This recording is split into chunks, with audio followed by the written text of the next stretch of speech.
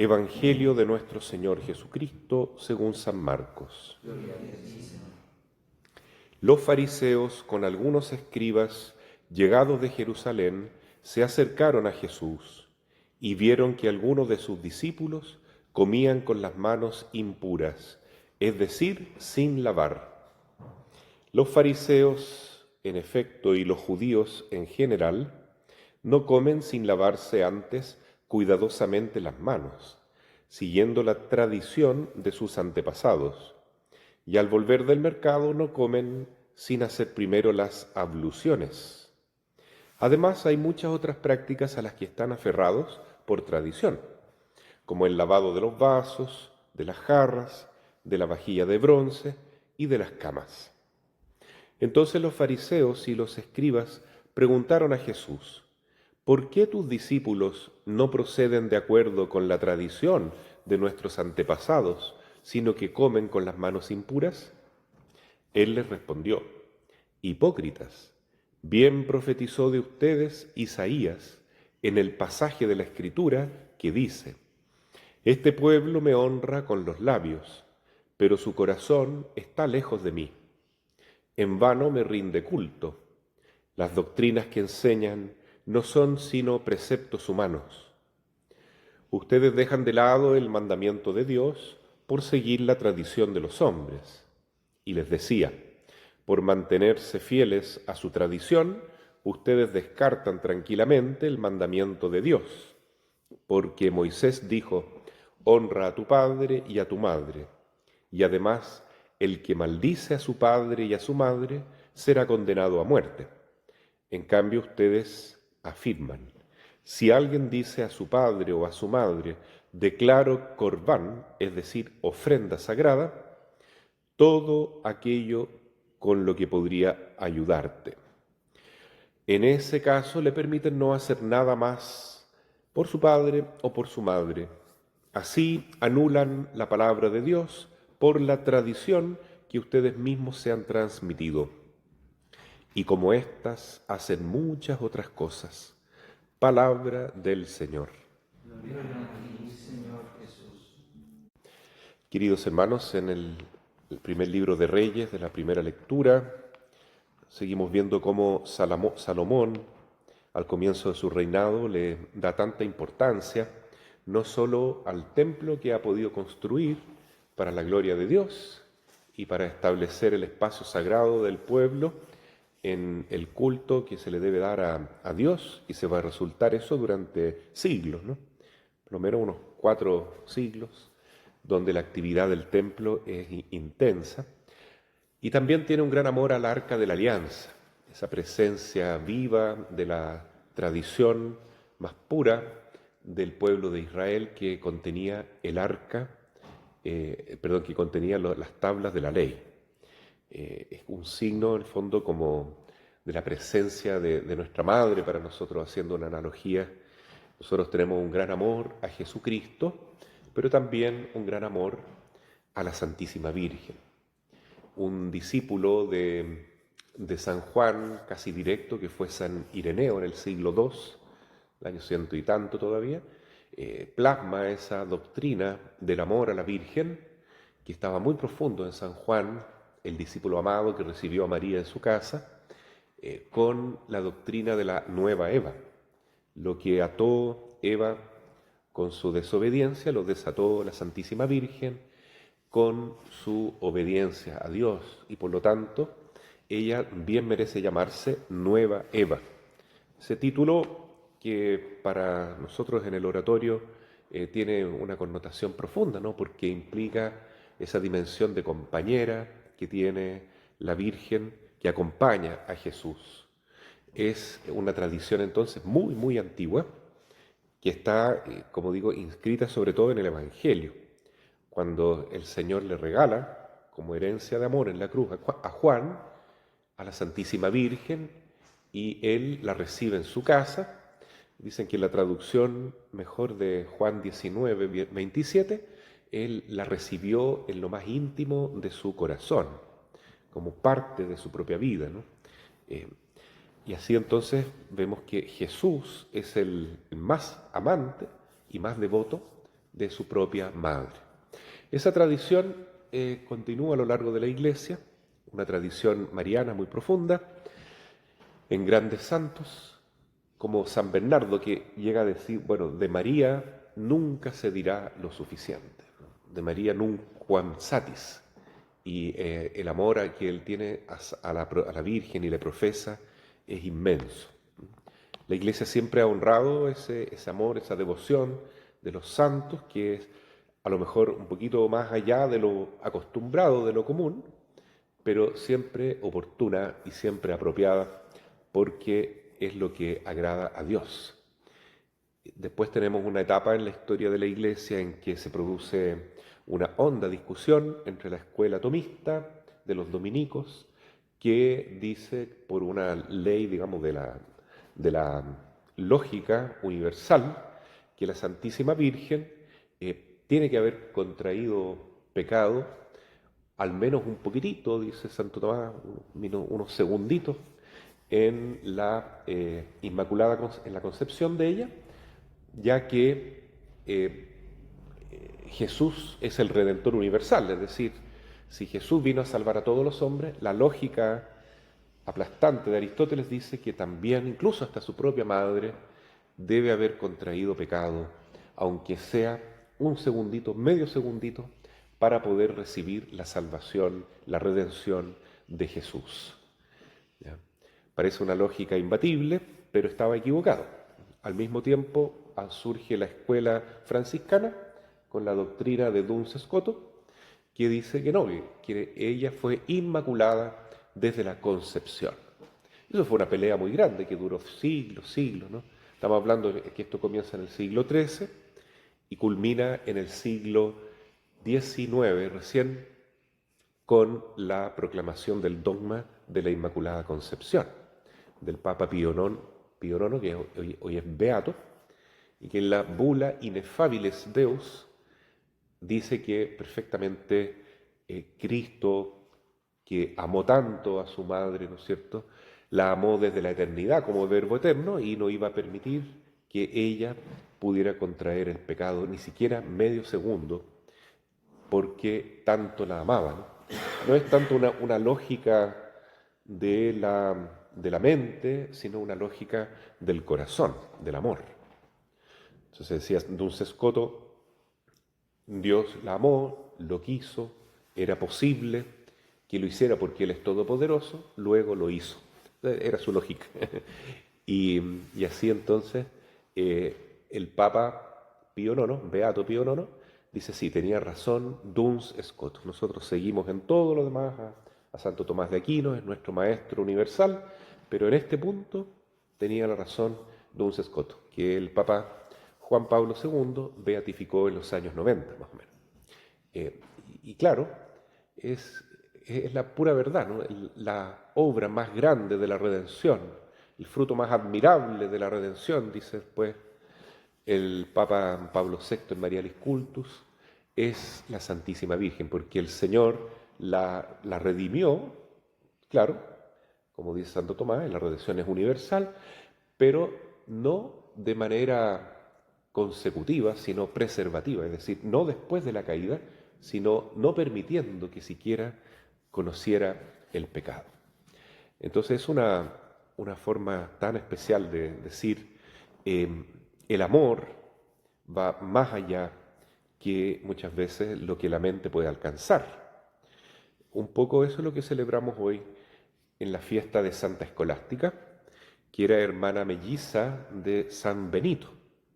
Y entre Santa Escolástica y San Benito, ellos logran, por ahí por el siglo V, VI, una gran transformación en la historia de la Iglesia, que es la forma de vida conventual, es decir, lo que nosotros conocemos hoy como la vida religiosa, en conventos o en monasterios o en comunidades, decimos nosotros, se inició con San Benito y Santa Escolástica.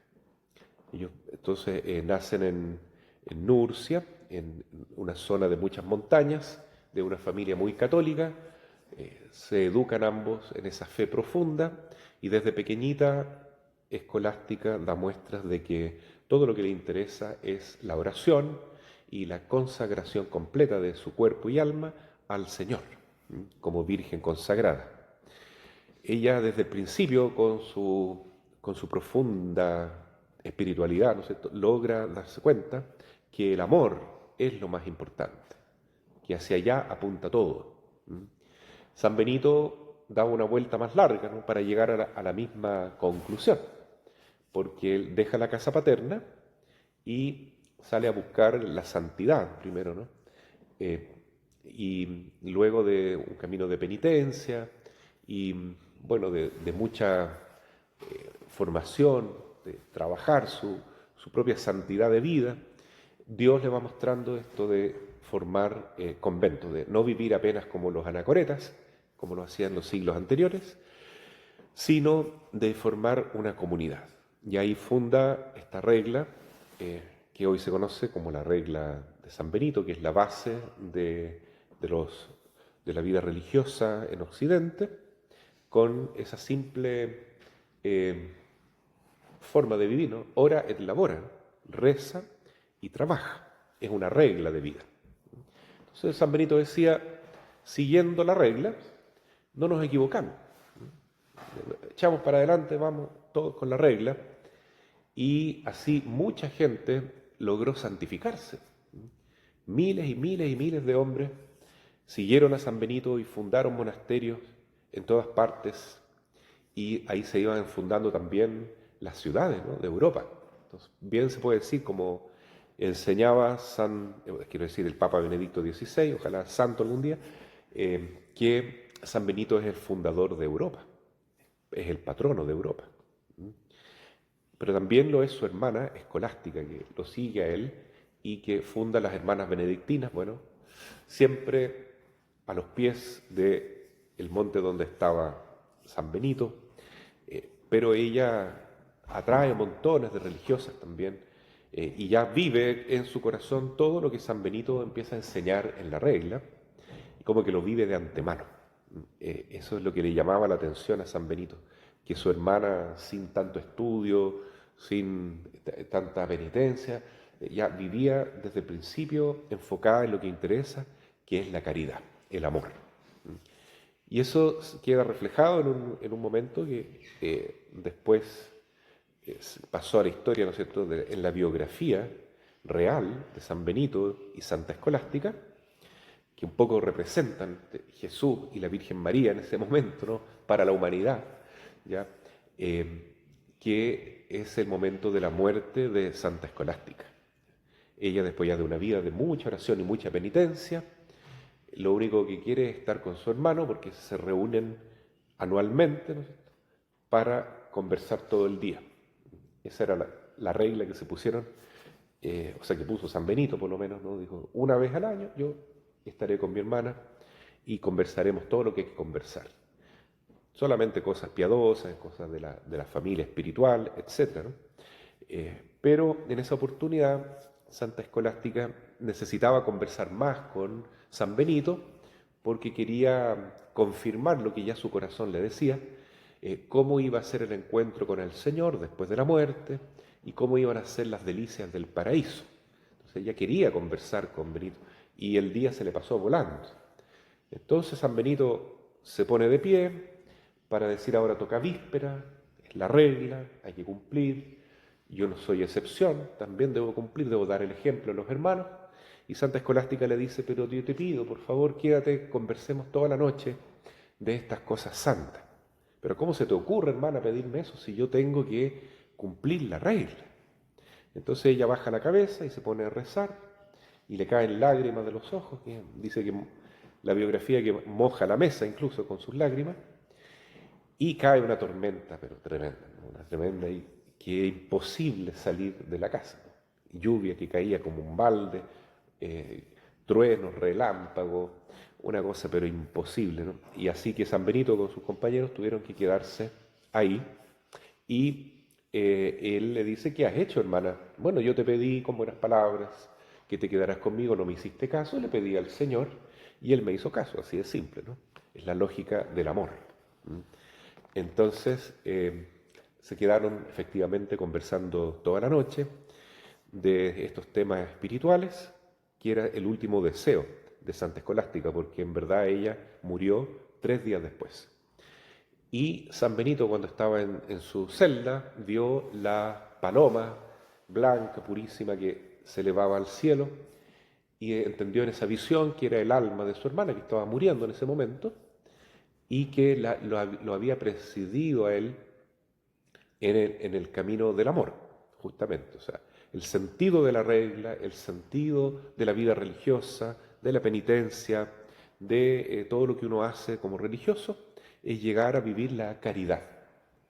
Entonces, mientras no estemos en la caridad, estamos viviendo una regla media vacía, ¿no? Como decía Jesús a los fariseos en el Evangelio de hoy: este pueblo me honra solo con los labios, su corazón está lejos de mí. En vano me rinde culto. Las doctrinas que enseñan no son sino preceptos humanos. O sea, una regla, una cáscara vacía que no tiene ningún sentido si le falta el amor, la caridad, la vida de Dios en nosotros, la gracia de Dios. Entonces no olvidemos que Dios es Padre, Hijo y Espíritu Santo. El Padre y el Hijo representan, como enseña Santo Tomás en la Suma Teológica, el aspecto intelectual de Dios, ¿no? Dios es el Padre que se conoce a sí mismo, y el Verbo es la palabra, ¿no es cierto?, es el fruto de ese conocimiento, ¿ya? Que le llama Hijo también, pero es un concepto, es una idea, la idea que Dios tiene de sí mismo.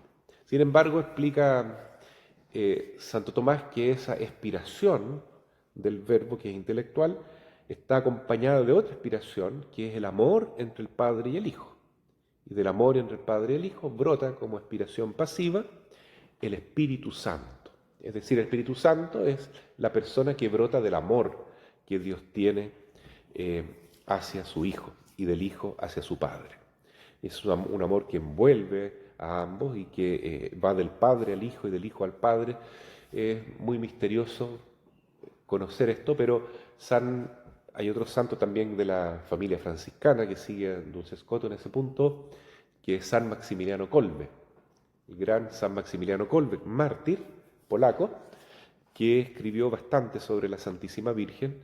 En uno de sus escritos llega a decir que la Santísima Virgen es casi, decía cuasi, ¿no? Casi como la encarnación del Espíritu Santo, ¿no? Porque lo que él quería decir es que realmente el Espíritu Santo logra manifestar aquí en el mundo todo su amor, toda su bondad, toda su ternura, su dulzura, a través de la Santísima Virgen, de una manera muy especial, ¿no? Porque la Madre es la llena de gracia, es la que está llena del Espíritu Santo, y en ella Él puede expresar todo ese amor que vive al interior de la Santísima Trinidad, ¿no?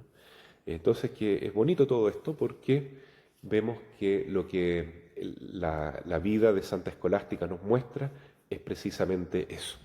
En el oratorio, la reforma que nos ha dejado el Padre Sergio tiene esas dos dimensiones o dos vertientes, digamos, que por un lado recuperar la regla, vivir bien, en obediencia, todo lo que son las estructuras que nos ha dejado nuestro Padre Fundador, que está muy bien, pero él también con mucha sabiduría dijo que eso tiene que estar acompañado de la caridad, una vida comunitaria fraterna que esté llena de caridad.